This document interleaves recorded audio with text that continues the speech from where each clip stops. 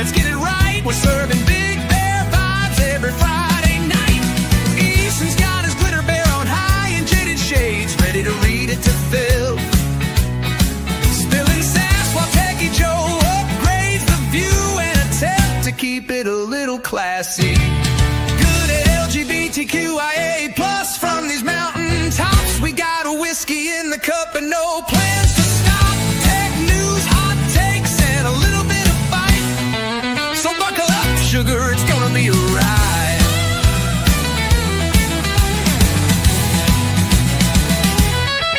Well, the mountain bears, turn up the sound. If you ain't ready, better leave this town. We're big, bold, and breaking the mold. So grab a drink and let's let it unfold.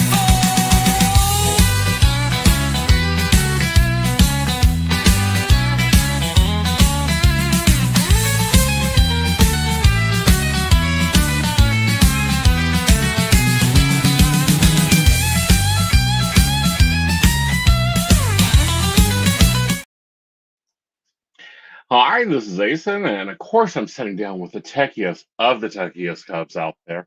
Techy Joe, how are you, honey? I'm doing well. How are you this evening? Good, honey. What's up? Not much. Hey, Brenda. Hello, Brenda. How are you? I'm doing the social. How's your day been? Because we have not really talked. I just got a paper bag thrown at me earlier. What? This Oh, morning. that's right. That's right. Your dinner. Yeah. Yeah, I did kind of. Oh no, it's been a pretty decent day. I don't know if everyone else is in the same boat, but God, I've been exhausted. A lot of that is going on.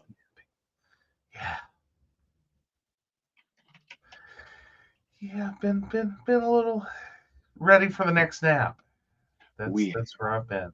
Yeah, you've been ready for the next nap, and I've been all over the place, trying to run the universe, run the businesses, do passion projects. It's turning into a business. Oh, rain, flooding, and winds. I'm on a hill, though, so all good. Yay for that, Brenda.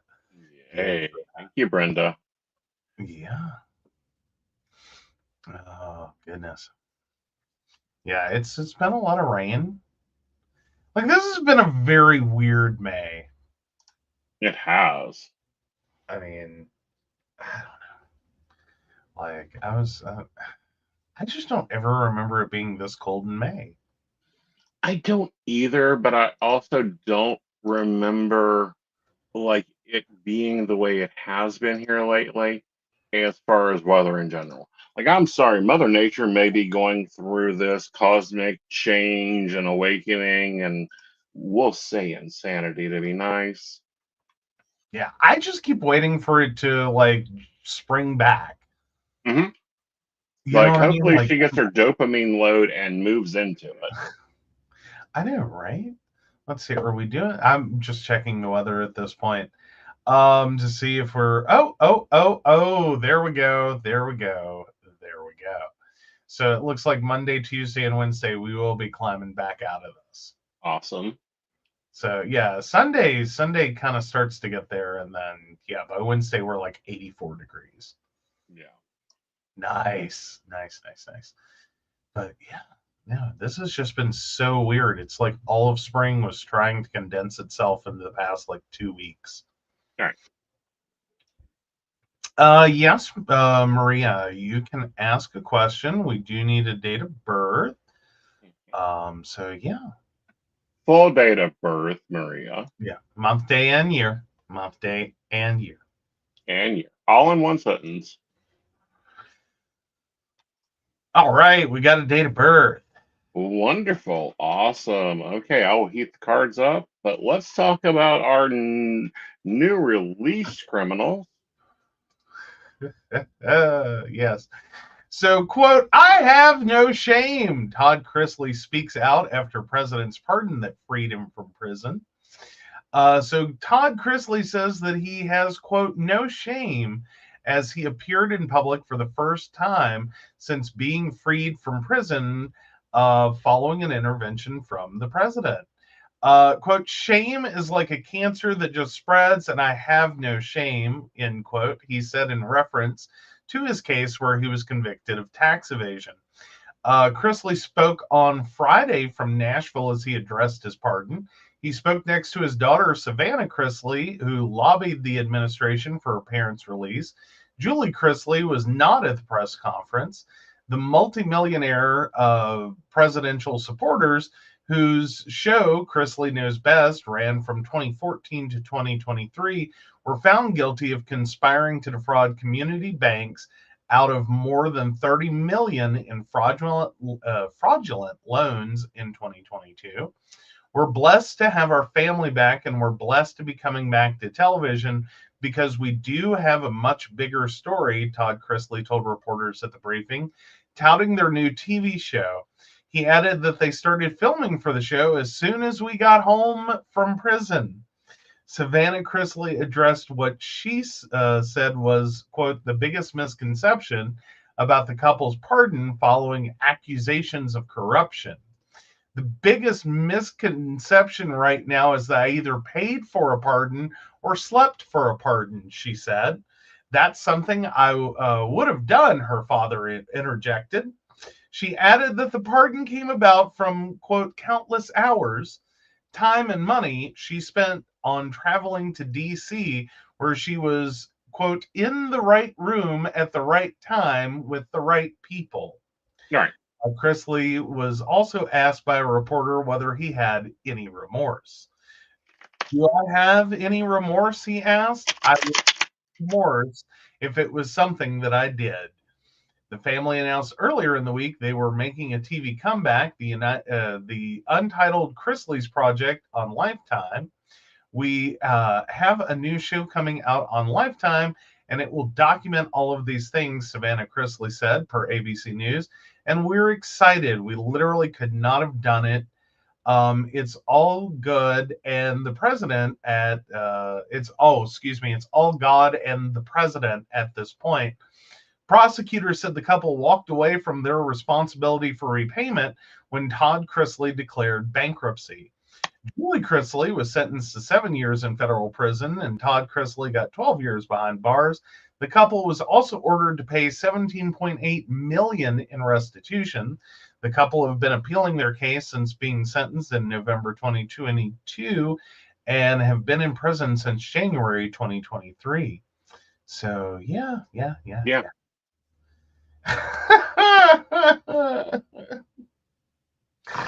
Oh, I don't think that he would have any shame. Like it's just, I mean, that's who he is. That's how he does. Yeah. But no, I mean yeah. Well, at least she didn't wear her Barbie pink and make America great. Well, that would even start with her figuring out some other things that she isn't there. That would be true. Yep. But yeah. So hopefully the show is good. Hopefully she does good. We will see. I think this is a case, even though I think the Todd Chrisley case was bullshit. Well, I don't think it was bullshit. He technically did violate the law. However, that violation of the law was bad business practices. Well, I mean, if we're going with the theory that this was kind of one of those crimes in not really spirit of like I'm trying to do a criminal thing as much as like I'm trusting someone to do stuff and they're just doing whatever and I'm just signing whatever and I don't really care how it happens as long as it happens. Then no, I mean, but And I do think there is some amount of that happens in business, is that you Right. just sign off on a deal and it's like, oh, Right. care what we're doing. Yeah. All right. So we're going to address these comments. Yes. Let's talk about these comments here real fast. Where are we? Question, please. Oh, we're several comments down. Yeah, let's drop into the need your birthday question. Why do I need your birthday? FCC regulation says everyone that gets a reading must be of the age of 18. There's a requirement. Germany says 16, UK says 18, Australia says 18, and I think China says 21. You have to be a legal adult. I don't care if you're 32 or 55, I have to have the birthday. This is the rules. This is how this runs. Answering a question on air is not worth a $5,000 fine per question. Just because he didn't get the birthday. Yeah, then that's literally what it comes down to. Yeah. It's the same thing as you walking into a bar. They need to ID you. All right. Now, what about this whole, like, can you do magic on someone because they have your birthday? No. Birthday, names, all that. Yes, the questions are free. One question is free. You can call me for a reading to get a more detailed answer, but no, the questions are answered free. So that's a $5,000 loss if I just start answering questions. I'm waiting for the FCC to start hitting those TikTokers. It'll be a fun day, won't it? It will be a glorious day watching them show up, knock on the door, take their phone, their tablet, and all the technical devices, and out they go. Yep. All right. So now as for the actual question, right? It's a little bit of things going on here. So all right. So Maria is wondering. Maria, which date of birth is October 25th, 1992. Asks, I'm wondering what's gonna happen with me and Flip. We have been together for 9 years, but we're pulling apart from each other. He watches a lot of adult entertainment and other women online. By the way, oh no, sorry, I think that's the end of the question. So yeah. All right. Okay, So we're going to take pieces of this in part. What's going to happen between you two? You two are trying to find your new balance. You're not pulling apart. You're just running around in circles, which is good. Secondly, your finances are going to improve, which takes a lot of the stress off of him, which in general is why he's looking to escape. It has nothing to do with the relationship. It's actually quite healthy to be getting ideas on how to improve his quality of services. And in that adult entertainment arena. Exactly. Furthermore, he can be very independent. You are very codependent. You've got to watch that because that just stresses him out more.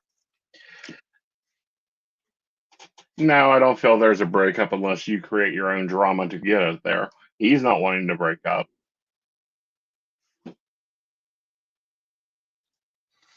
All right. I think we're all caught up there then. Awesome. So yay, yeah. So yeah. One. All right, let's talk about this. Okay. In general. All right. First of all, if I want to do a spell on somebody, I need to have an investment in it. Yes. Don't have an investment. Mean, granted, like there you can pay some people to do whatever. Exactly. The reality is, like, anyone who does that is doing that at their own risk. Because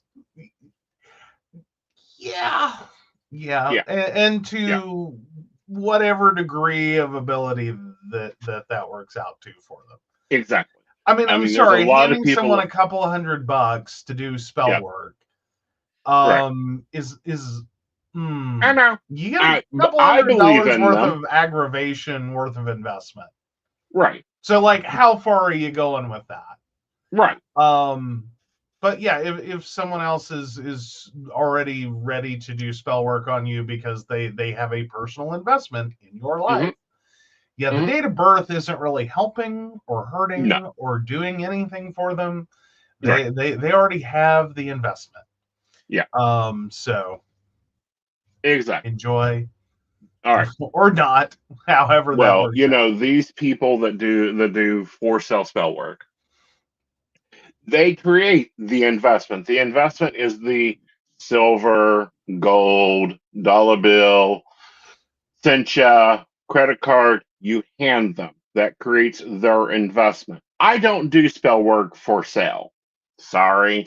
You can do your own cooking, your own recipe making. However, when I have done spells for friends, I get the blowback. And right now, I have enough businesses running, enough jobs to fill my life, enough love to fill my life. I've even reserved the I ain't doing it for you either. Here's the recipe. Yes. Mm-hmm. Yeah. So I mean, kind of take all of that into consideration is that at some point, Mm-hmm. it's going to be really difficult to find someone to just randomly do this stuff. Yeah. Like no one's just going to do it to do it. And then those that are actually invested enough to do it still doesn't necessarily mean anything bad. Right. Honestly, Again, I can no. answer that one. He said no. So no, there's not going to be a breakup there. Yeah, there's not going to be a Not unless breakup you there. want one and you're trying to start it, and then yeah, you can make a breakup. Yeah, but he's not looking to get a breakup. He's looking to get some financial relief. Yeah. Yeah. So hang in there. Hang in. Right. But no, like one, I see, I don't know, on average, 80 customers a day, I consult with all those. Yeah, he is very mean. He's very stressed out, pissed off, and tired.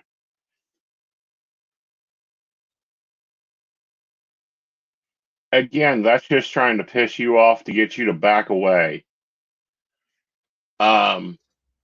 Yeah, it's always a bad choice, by the way, in case he's watching. Could you stop that? You have never made anyone less codependent by insulting them. Thank you. Like, it just doesn't work. Like, if anything, you're going to make someone even more codependent. Right. Like, the more you insult, right. the more codependent. Like, it's which ironically is usually the tactic used by like narcissists to make their victims even more compliant. Right. So, like, I don't know, the anti-lesson from the narcissist here, dude, is like, go the other direction. Do some complimenting. You will get what you want with compliments, not with insults. Right. Like you're trying if you're trying to get a little buffer, do it the other way. Yeah.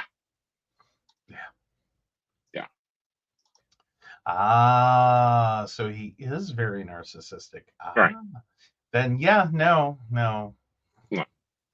That's from the narcissist handbook.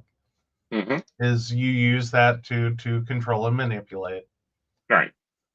Like, again, I'm just saying, is this really what you want? If it's what you want, you got to keep doing it together. Hi. Is this really what you want?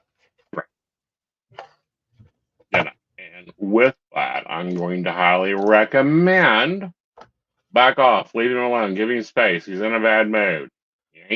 Stop feeding him attention. He'll come out of his moody shit. Yeah. Which gives you a wonderful opportunity to move on if you Yeah. so desire. Again, it's about what you want. Yeah. And creating But what you want. All right. So let's move into the next one. alrighty. Leave him alone. Treat him like he's a roommate. Ignore him. The more you ignore him, the better it is. All right. All right, so Gen Z is more open-minded about their sexuality than millennials, study shows. That's a little scary. Yeah, I know, right? So Hinge's 2025 LGBTQIA plus DATE, Data, Advice, Trends, and Expertise report casts light on how Gen Z, aged between 18 and 26, are exploring sexuality on their own terms. According to the report, Gen Z daters were found to be 21% more likely than millennial daters aged between 29 and 44 to date people with a variety of gender expressions, and also noted that Gen Z LGBTQIA plus daters were 22% more likely than millennial daters in the same community to be open to a sexual encounter with someone outside of their usual gender preference. The same pool of Gen Z daters were also 39% more likely than their millennial counterparts to have reconsidered their sexuality level based on an unexpected attraction. So Hinge's report concludes the future of dating is fluid, expansive, and entirely ours to define and redefine. So Mo Ari Brown, they, a licensed therapist and Hinge's love and connection expert, explains attraction is deeper than looks, presentation, or identity markers. True compatibility isn't about matching labels, it's about how you show up for each other. Last year, Hinge's report found that queer daters were embracing slowmance, with more people putting emphasis on emotional intimacy and building trust. The findings in the survey come as no surprise, as several studies, including the UK Census, which has found that more young people are out as LGBTQ plus than any other generation, with 6.91% of young people in the UK identifying as lesbian, gay, or bisexual. So, No. yeah. Well, and I think it's because everything else is there.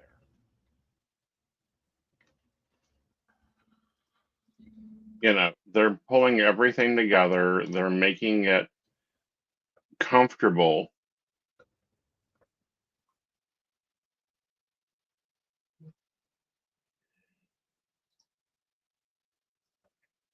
Yes. Yeah.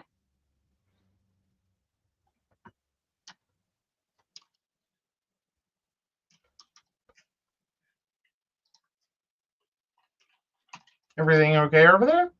Yeah, I'm just closing the business deal. Okay, sorry. He had an order come in before we went to air in Second Life, and he has been trying to make it happen. He needed some parts and pieces to make that. Yeah, like Second Life has reminded me about horse trading that I hadn't done in a while. And pulling everything into place and taking everything together. And I had a custom order come in, and it was like, I need to go to air, and they need this yesterday. It's like, all right, let's make it happen. Let's make it happen. Let's just make it happen. So hit up a few people. Like, I need fish. Yeah, I need fish. Literally, I need to process fish. Yeah, I Oh. need fish. We're not saying he has an addiction, but if you have fish, please send them to.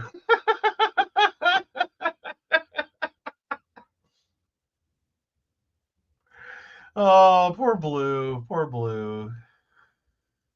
He's rolling eyes. Just Yeah, like, you know, business is business, and a lot of people don't get the business, and I am like, pulled together.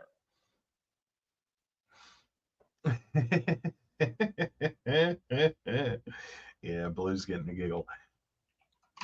And Blue came to my rescue quickly. She had the stock, and I'm like, I need it now. But I do this with all my custom order stuff. I need it, tarot reading, because I do email teller readings. They're out purely together. Oh, you logged in just for me. That's so sweet of you. Log in just for him. Yeah. Yes. But yeah, no. Most of the business kind of does end up running that way. Like a lot of readings are urgent, a lot of situations are urgent. Right. I mean, it's just we try to get it done as quick as we can. Exactly. And I have phenomenal turnaround time on so much. But I have this apparent habit of turning everything into a business model. Oh yeah. Yeah. Like that's just how my brain works, apparently.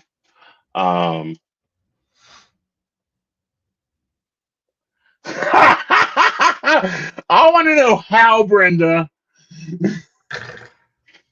She lies. But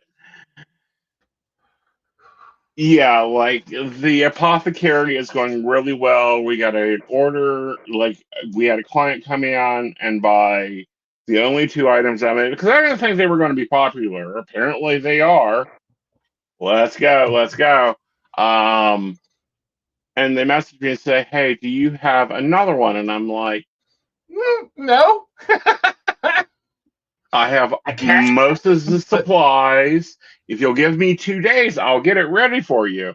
And they're like, "That's okay." And I'm like, "Hold up. Let me see what I can work." Yeah. And I just closed the deal. Yay. Good deal. I think that's the definition of minions. Yes, minions. He has minions. Yes, I have minions. I'm going to be in person tomorrow at the Crystal Lotus shop if you want to come down. If you're looking for huggies and conversation, I recommend later in the evening because when I first open up, it's Storm and Norman, and I won't get to actually meet and greet you. Yeah, but if you swing by around 5. Yeah, around 5, I can have a conversation. I'm not normally that busy. People are getting dinner, all that. Oh, poor Bluey. Just found out I'm a minion. Yeah. You're a house mama. You have a tag. It says that, just in case you forgot. Minion. Read minion.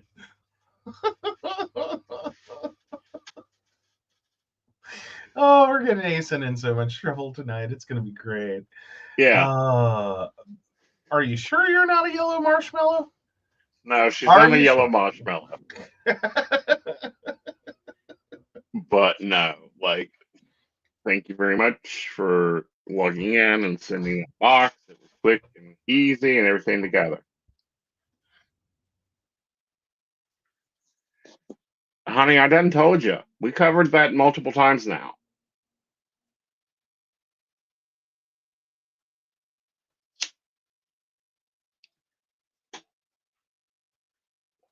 All right, so let's move on to. All right. Americans are revenge saving after years of splurging. Savings are a great way to have some certainty. A post-pandemic, FOMO fades into creeping uncertainty about the future. Americans have made saving for emergencies their top financial goal. In February, Sabrina Jones noticed that more employees at her 2 companies were participating in the workplace emergency savings account program and that they were contributing more. Jones's companies, a moving company called Move Her and a cleaning company called Maids of Move Her, both in Spokane, Washington, match a share of employee contributions into ESAs. They're saving more because of the economy. There's so much uncertainty out there, she said, adding that savings are a great way to have some certainty, to have something that you can rely on, something that you can control. After years of revenge spending in the wake of the pandemic, Americans have a new number one financial priority in 2025 as the president's ever changing tariff policy unsettles the U.S. economic outlook, increases retail prices, and shakes up the stock market. That new priority, boosting their savings. New data indicate that Americans are buckling down when it comes to their finances. The personal savings rate, or the percentage of people's disposable income that they save, increased to 4.9% in April from 4.1% in January, according to a report released Friday by the Bureau of Economic Analysis. Americans are now revenge saving after years of high inflation and as they face the prospect of continued economic volatility. Confidence among CEOs collapsed in the second quarter, according to a Conference Board survey conducted from May 5th to May 19th.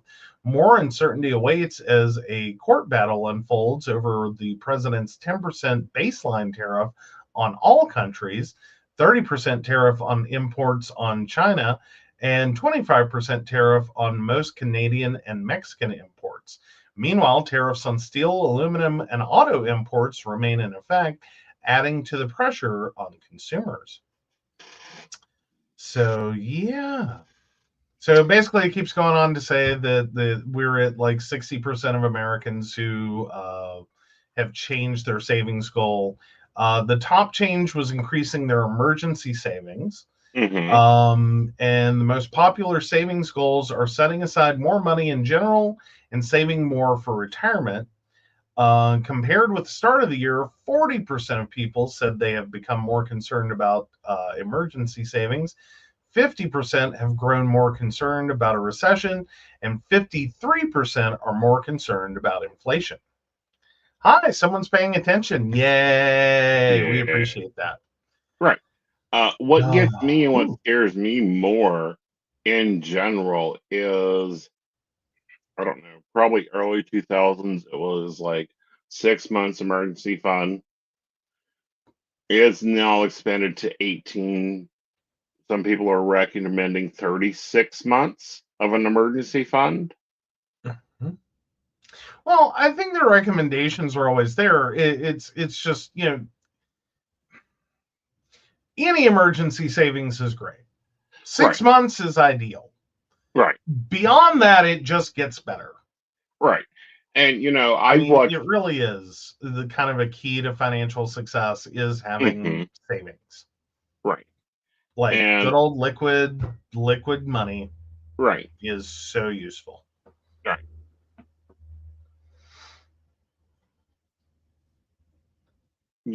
And the thing for that is, and at least for me, it seems that there's a lot of uncertainty, a lot of fear going on around money, a lot of fear going around finances, but no one is actually taking a look and seeing like when this happened before, what happened, and how we work through it. And as Americans, we've always been able to manage and handle, whether it's community based or individual based. I just hope they're saving in the right places. Okay. Like CDs are better than savings accounts. Money market is better than savings account. No, I don't like money market. CDs. Well, those are generally a fixed account. There's practically a no loss. Well, here's the problem with that. And here's normally the problem with that is the money market account goes into the market.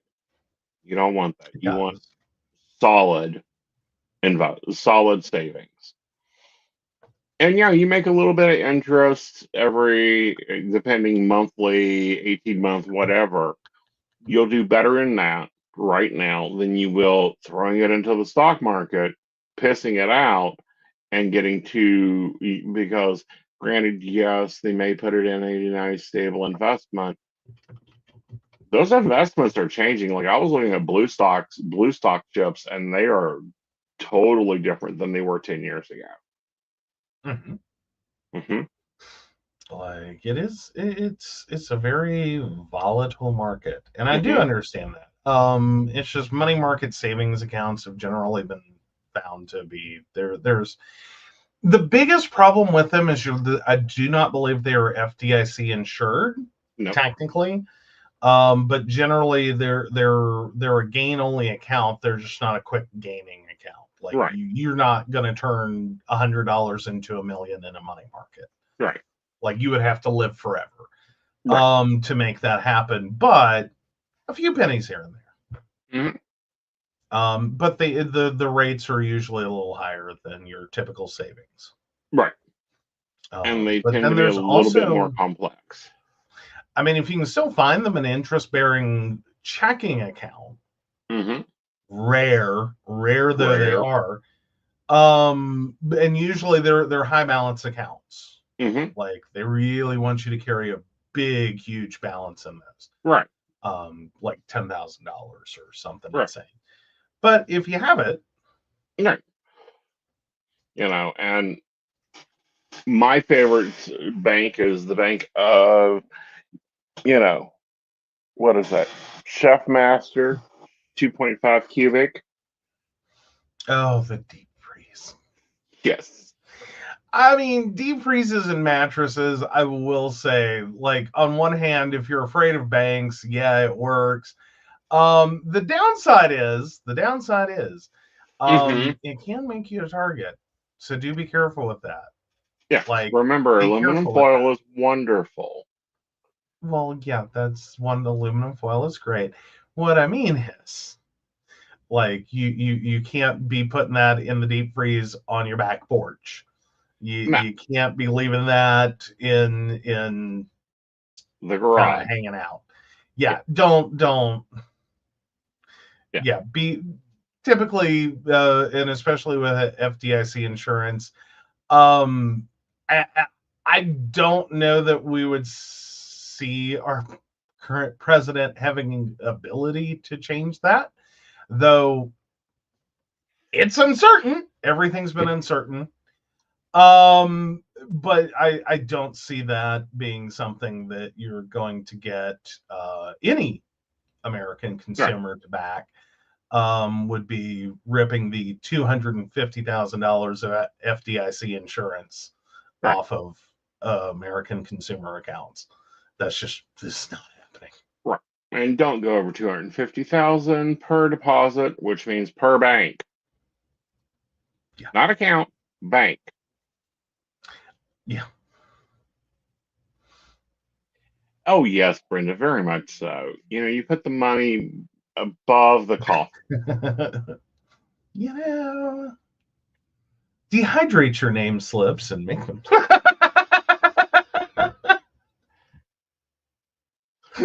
See that? I will have to experiment with that. Because salt does dehydrate. A little bit of niacin. Make those name slips a little smaller. You know, make room. Because you always have to have room for more cheesecake.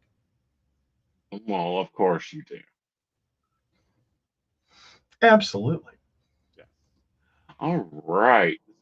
So what do you think this is? What do you think this is showing? Honestly, I think it's quite obvious is that we don't know where we're headed. Right. I mean, we have a toddler in control, and it's ridiculous, and no one knows where this is headed. So it's literal uncertainties. We don't know where any of this is headed. No. So save a few bucks. Try to stay ahead of the problems as much as you can. But this idea that we're just going to all go out and have a great time and buy new stuff and just, the money will follow. I think most people are like, no. Yeah. No. Do I have to? What I would be more concerned about is that we're going to also see that turn into a little bit of a loggerhead problem. Well, I think that if consumers slow down their spending enough, if that consumer confidence, which is what we're basically talking about right now, If that consumer confidence dips enough, we can end up stuck in a stalled economy. Right. Like, it's not just a recession anymore; it's stalling and falling. Right. And it's restarting that can be a massive problem. Right. And I don't think this administration is equipped to fix it. Right. I think if anything, they would just continue to make it worse. Like, if anyone ever asked the concept of, like, how could this get any worse? Right. This will be a large education in how much worse it could get. Like, if you think if the Great Depression was bad, and then you've ever looked at that and went, what would have made it worse? You could find out. Like, if that happens under this administration, I will pretty much say you will find that out. Right. Because they're not equipped. They're not going to pull in people who are equipped. They're not going to listen to people who are equipped to fix it. They are going to keep throwing spaghetti at a wall. And probably before they even figure out that they did one right thing, the rest of it is going to blow up in their face. So good luck. I really think we're entering this point of, let's just try not to completely trash the economy before the end of this presidency, please.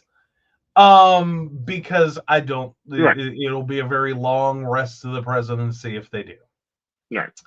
And then it's going to be a mess, a horrible, horrible mess. On the other side for the next president. Right, but do you think this is kind of changing the view of Americans? Because we've always, like, since the mid-50s, lived on this buy on time, invest on time, all that.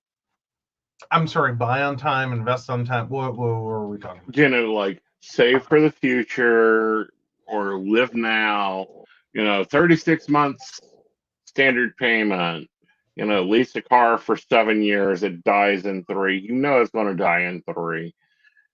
I think we're all personally, I'll say personally, I'm getting sick and tired of this constant financing and never ending payments. Right. The idea that we no longer own anything. Like, and it's the reality of it is we kind of don't. Right. I mean, people get that if you're renting and you have a car payment and, like, that's understood. Or you're leasing a car, for instance, and you're renting. But the reality is, even if you're not, right, a lot of things are feeling like there is no ability to get to permanence. Right. That all of our software is a month-to-month subscription. We're paying for one subscription after another. We don't own movies anymore. We pay for services to watch them. We don't own music anymore. We pay for services to listen to it. We don't, just on and on down the road, that at some point it really starts to feel like we're living in an ether. Right. And I think right now this is probably when it's starting to slap people in the face, is that I don't own things. Right. You know what I mean? I can't just buckle down and, like, well, I bought, a pretty fair amount of music on my, iTunes account, like, still trying to keep it digital. I'll be okay for a while. I can, do some other things. It's not even where we're at. We're so ad laden, it is near impossible to use other services for the most part, just for something as simple as music.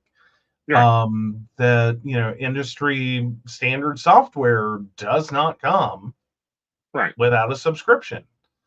That's a real concerning thing for businesses, that this perpetual leasing of the building, the furniture, the software, the computers, it really does start to feel like we're living in an ether. And I think a lot of consumers are going to start to retaliate against that. And I think it's going to be interesting what companies do if they keep kind of trying to just bury their head in the sand and have this idea that, oh, we're just going to run the subscription model forever. Right. Or if they really start to adapt to the realities of consumers and especially businesses that are kind of sick and tired of this crap. Mm-hmm. That this is you made your money, you made your point, you made your money. Right. So either the subscriptions are going to get cheaper, which we haven't seen that happen yet. So if you look at like Netflix has had, I don't know how many price increases at this point. Right. They started at like, I think it was like $3-4 a month.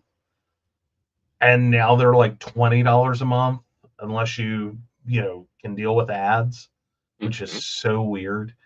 Right. For the original idea of cord cutters and that whole movement, and the whole reason you did that was to get out of the advertisements on normal.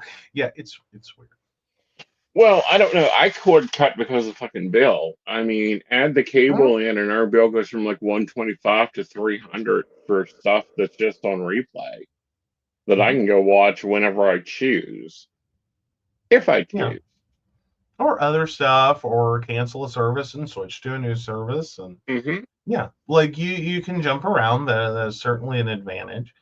But no, I think it's going to go beyond that. I think we're really going to see a lot of people pulling out of this idea of paying, like the nickel and diming, especially with games, like game makers. You're going to start encountering a lot of parents that are not going to hand over those cards anymore. They're just going to be like, nope.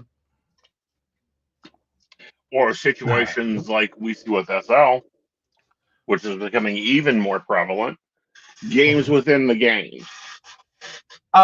Games within the game, extensions of games that, and as in the case you're looking at, that become money making, argumentatively, money making, in which that part of the aspect of the game begins to be earning, not just religiously spending.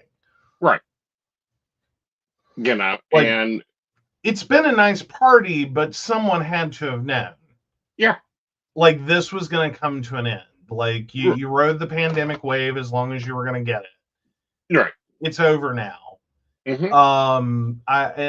think there's going to be a shift there. I don't think it's sustainable.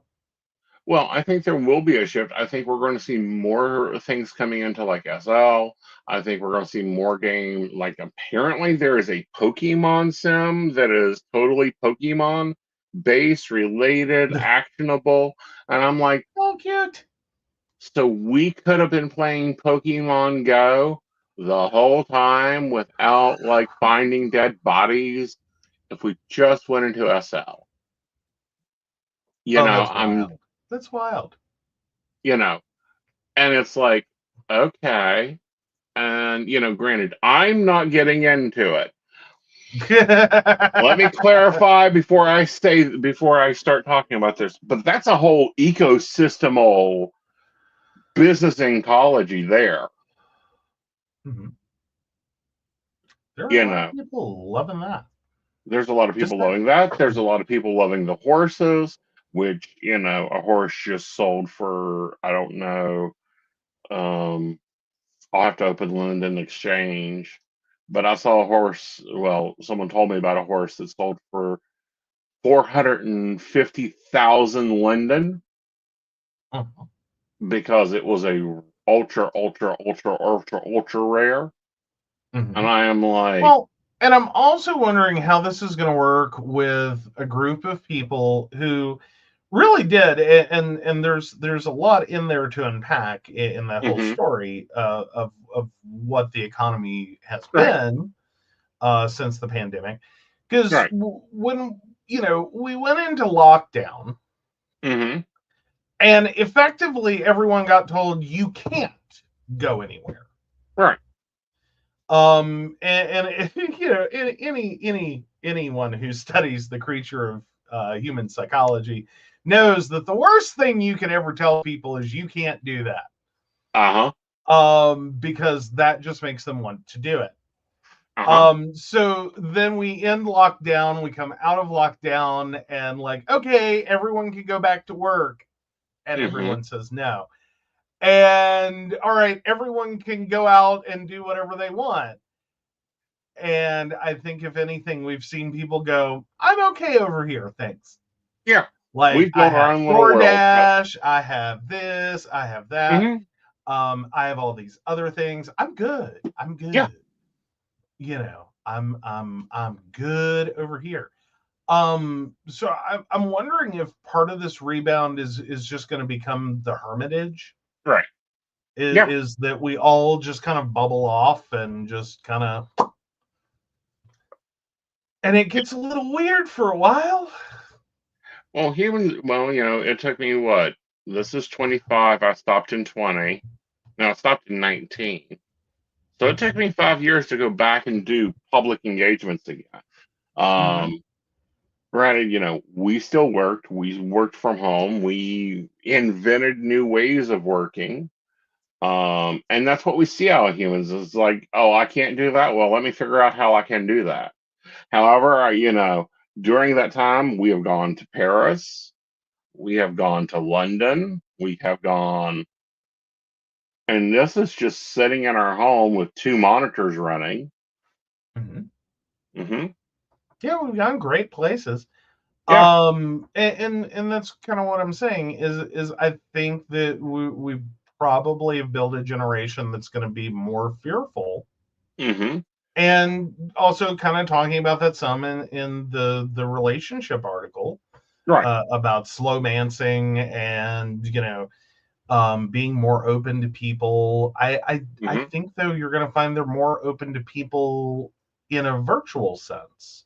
Right. That I I mean, here's the funny part to me is all along it's never that I thought that Mark Zuckerberg was exactly wrong in his Hmm. metaverse concept. Right. Um, Granted, my biggest response was, wasn't that what Second Life was going to be? Oh, Hmm. right, yeah. So then they bought it.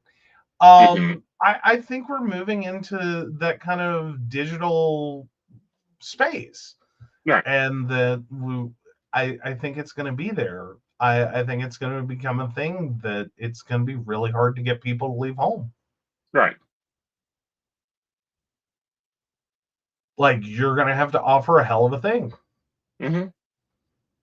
because And I now think, that everyone can, hmm no one wants to. well, what I find interesting is this is so much like the Victorian times when every home had a study or an Mhm. office, and most people worked from home. Mhm. Well, yeah, and you saw a lot of smaller home-based businesses. Everyone was Hmm. kind of hanging out shingles and kind Hmm. of, Right. yeah, yeah.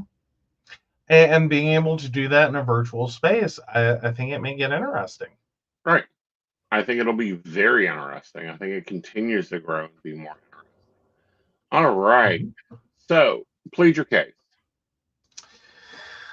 All right. Am I the asshole for continuing adult activities in front of children because they crashed my party? I own a lakefront property and usually enjoy hosting friends and family. For example, every 4th of July, I throw a big barbecue, cover all the food and drinks, and don't mind if people bring extra guests as long as it's respectful. My family gets it and never takes advantage. If someone brings more than one person, they'll usually contribute something like drinks or sides. This excuse me, this past Memorial Day weekend, I planned a reunion for a close college friend visiting from abroad. It was meant to be a kid free, adults only weekend, lots of drinking with friends staying over afterwards. My cousin happened to ask if she could use my house and lake that weekend, and I kindly said no and suggested nearby resorts. She got annoyed, saying she'd already told her kids they were coming, since I usually never say no. I explained about my party and she didn't reply, so I thought it ended there. Then, Saturday afternoon, she showed up with her kids anyway. I told her they couldn't come inside, but they could hang out at the community lakefront nearby. The issue was that the kids kept trying to come in to use the bathroom, grab water, etc. My friends weren't doing anything illegal, just drinking and having fun like adults do, but my cousin asked me to get them to tone it down because of her kids. I told her no. She wasn't invited, and I wasn't changing my party for uninvited guests. Plus, they were already well into drinking for the day, so it's not like I could instantly sober up 20 plus adults. Now she's telling our family I let my friends act inappropriately in front of her kids. Some relatives think I should have paused the drinking, but others agree she was out of line for showing up uninvited.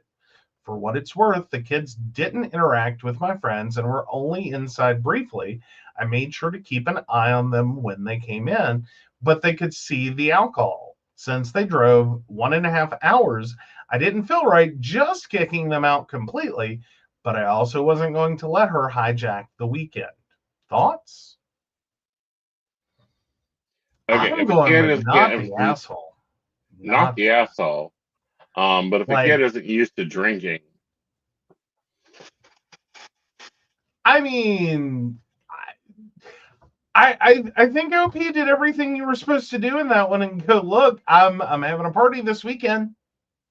right, I'm having a bunch of adults all over. It is a no kid event. It is right, not a kid event.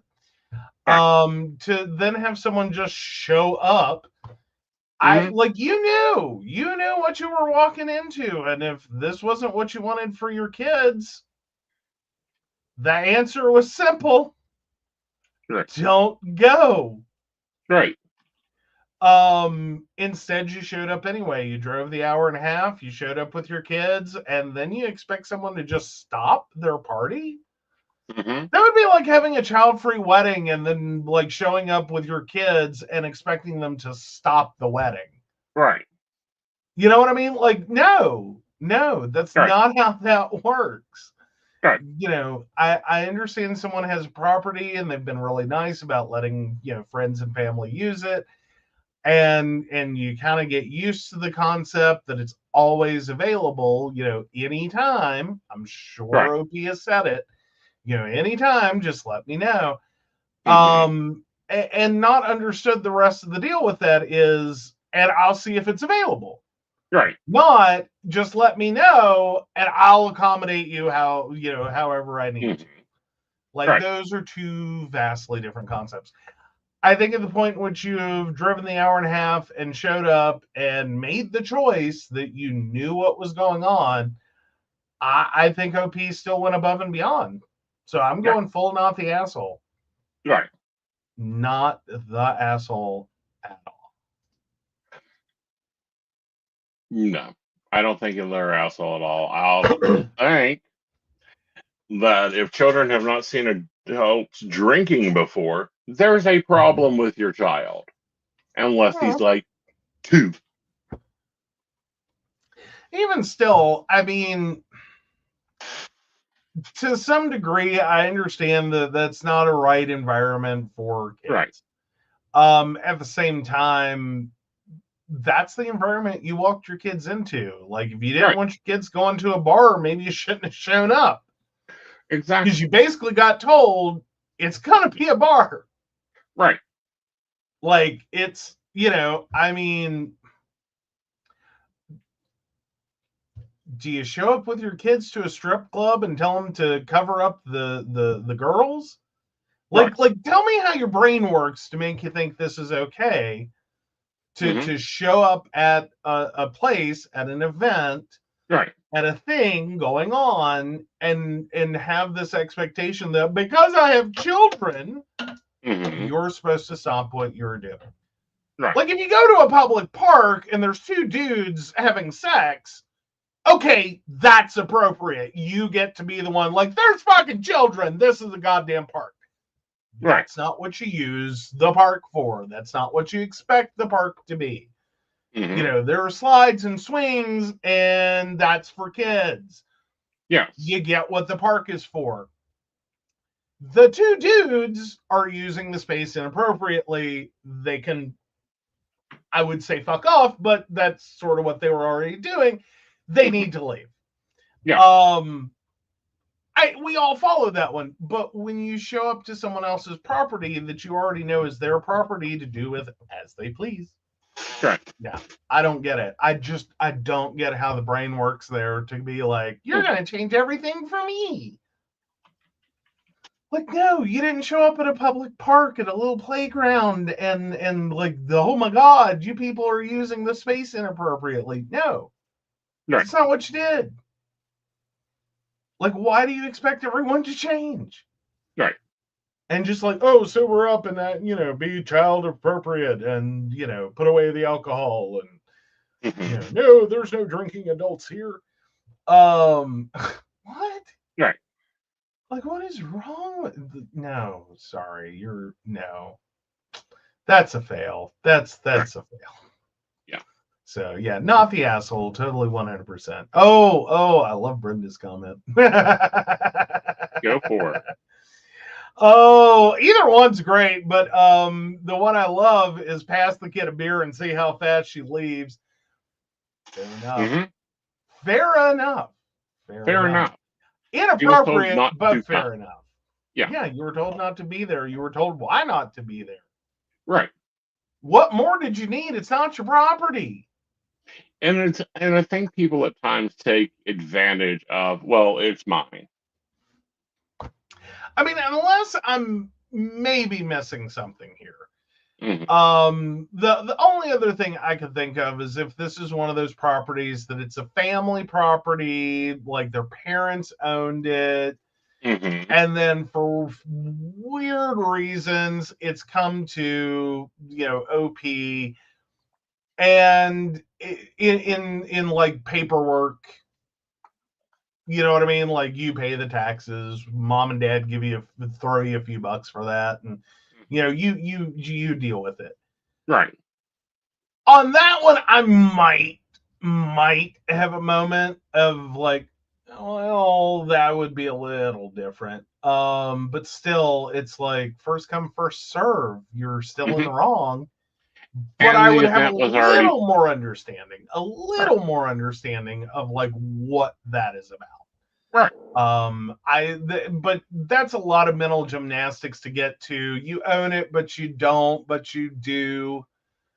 But that's not the understanding or everyone else's understanding, like yada, yada, yada. Like maybe your sibling doesn't understand.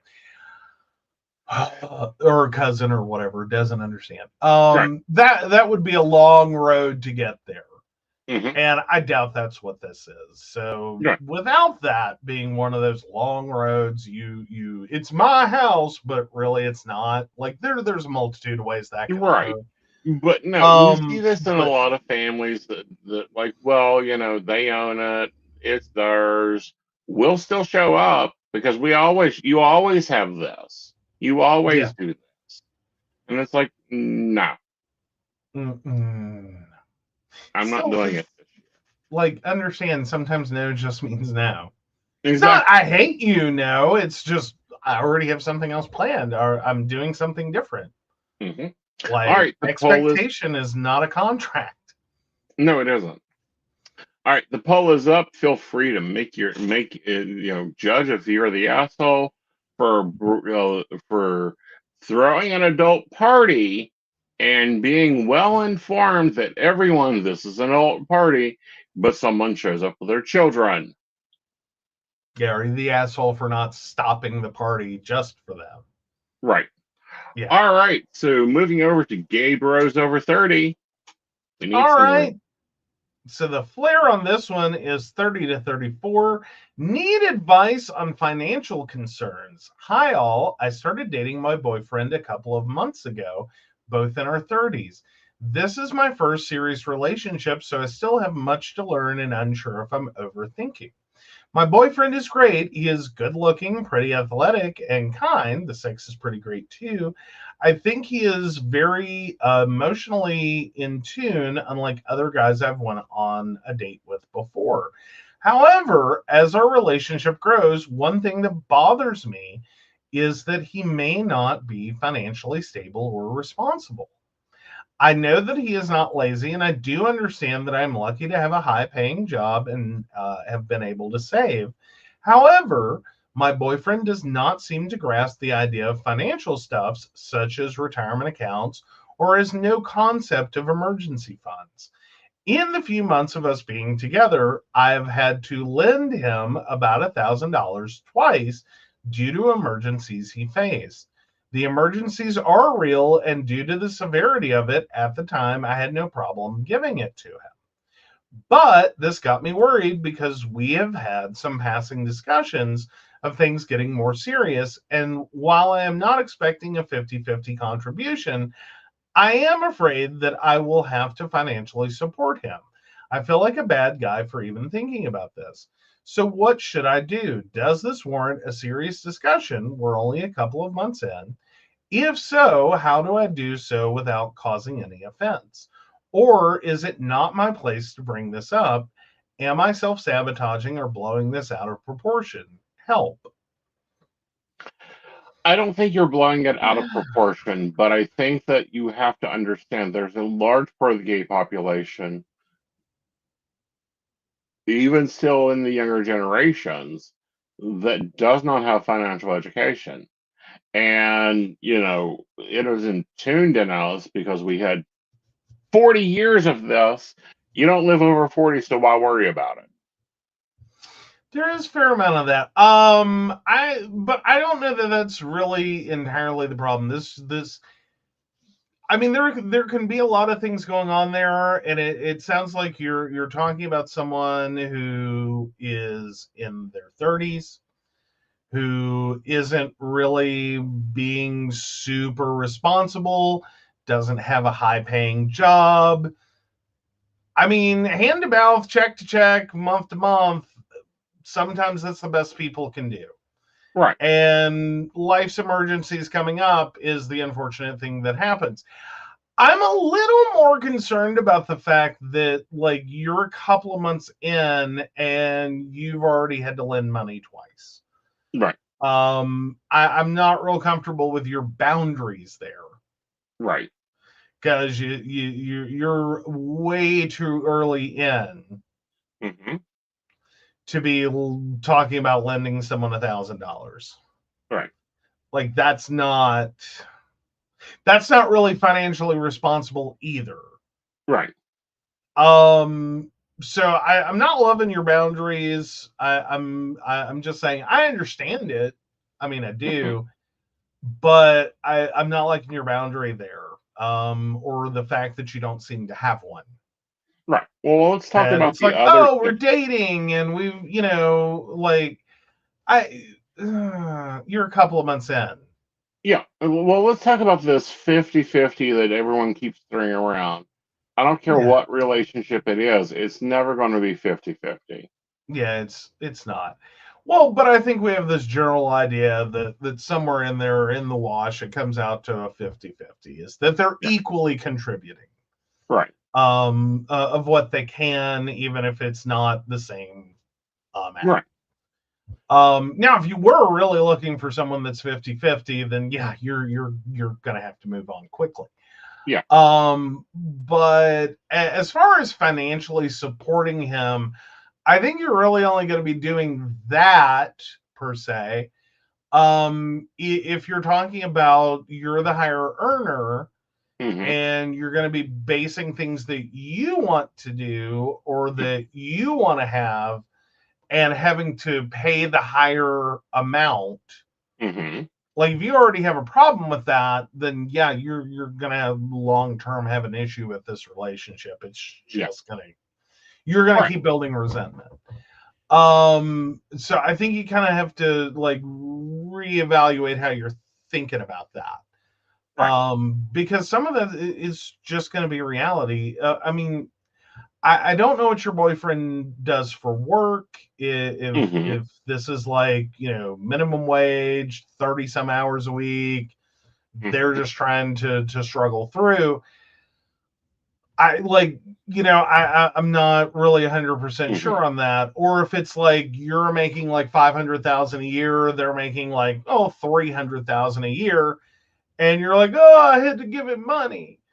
And Right. it's like, okay, yeah, being irresponsible with 300,000 a year Right. is worse.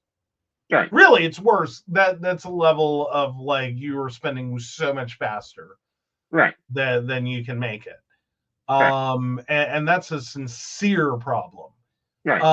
But if you're talking your general minimum wage, barely hanging on, 30 hours a week, like that's a new job. Right.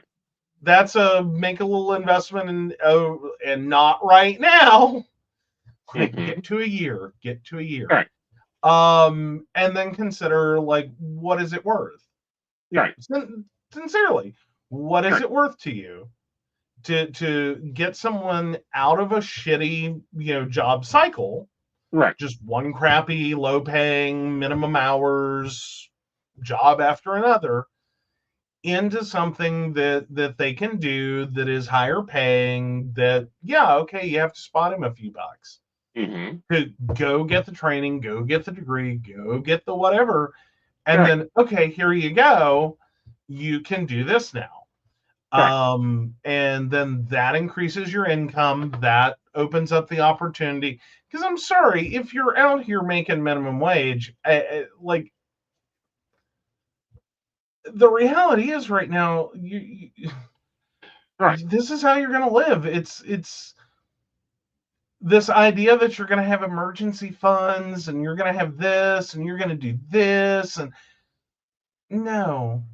And Right. it's not because you're like these are bad people or they're irresponsible or they don't know what they're doing. They would gladly do that. They're not getting enough income to do that. Right. That's it. End of the day, that's all there is to Exactly. it. I'm sorry, that's the reality. And if you're Mm-hmm. sitting there making several $100,000 a year and you're going to try to judge that, Yeah. oh, careful.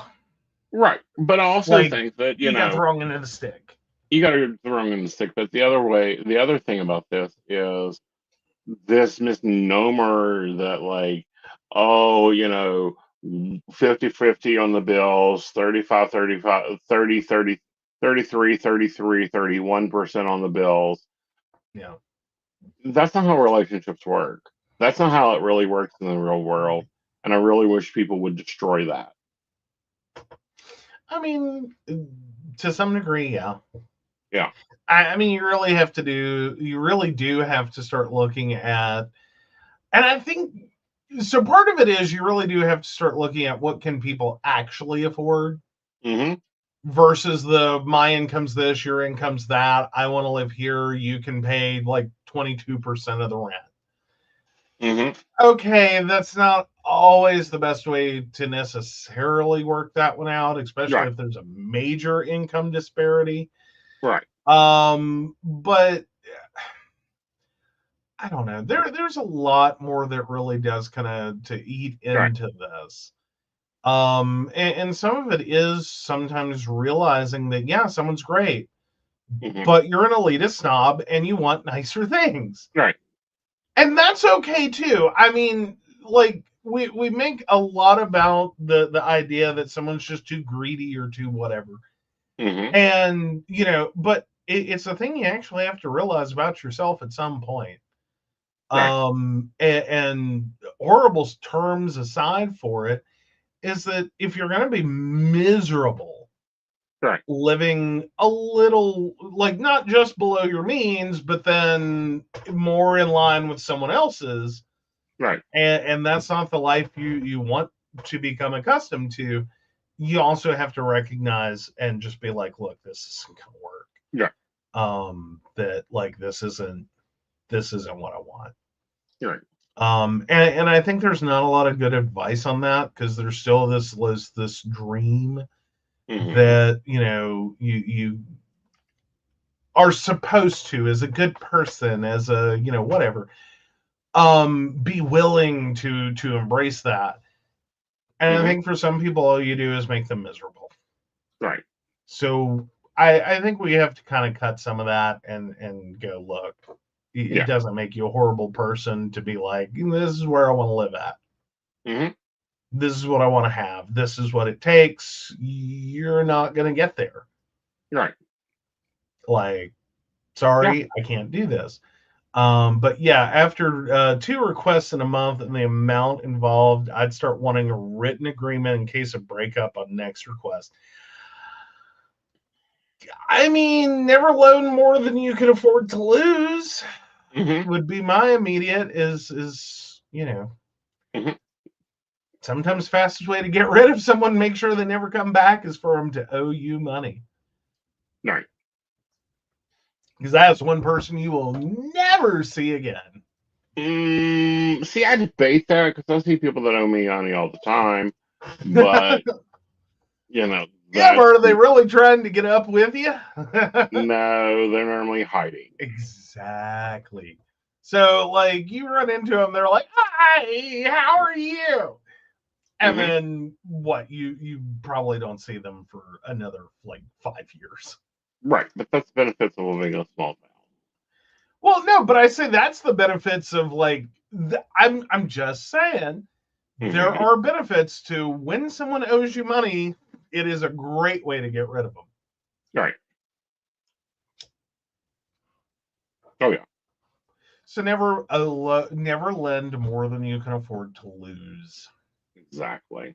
Because sometimes you end up just buying someone's absence. Right. And sometimes that's what you're buying. That's what you want to buy.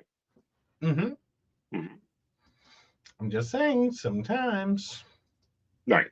Like, don't hedge all your bets on the love of your life is going to pay you back.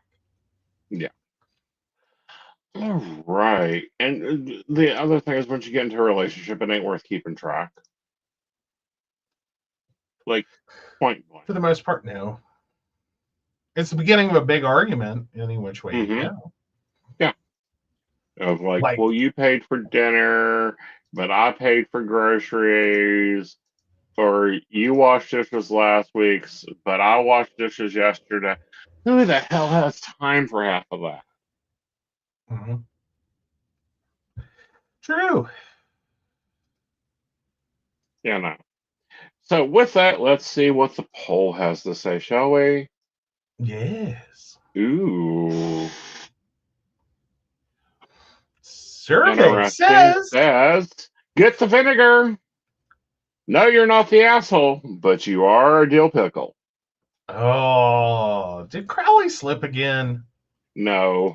Did we get another Crowley fat finger? Is that what this is? No. All right, guys. So please come see me at the Crystal Lotus shop. I do still have appointments available. As of right now, they close, I think, at 7 in the morning. And then as walk-in after that, I will be there from 12 to 7 at 57 Old Main Plaza, St. Albans, West Virginia. 54. Nope. 54. Okay, 54. She moved. She moved. She did. Yeah, it's the opposite side of the street, other end of the block. Yep. Yeah. So if you don't see a Social Security building, you're not there. Exactly. Or a lovely Mexican restaurant. There is a great Mexican restaurant. Parking is in the back. You can park on the back side and come around because the back entry isn't ready yet. And then, yeah, we'll have a great time. And with that, take it away. All right. So, of course, we want to thank Beverly Walker, Mika G, Brenda, Joan Owen, Shannon C, Shannon D, Lady Gwendolyn, Caitlin Bell, Devin, and Bella. If you'd like to learn more about us, the show, or how you too can become a Patreon sponsor and receive all the wonderful benefits our baristas receive, please visit us at pcsbnetwork.com. Yes. All right, guys. We'll see you on Tuesday. Bye, y'all. Bye.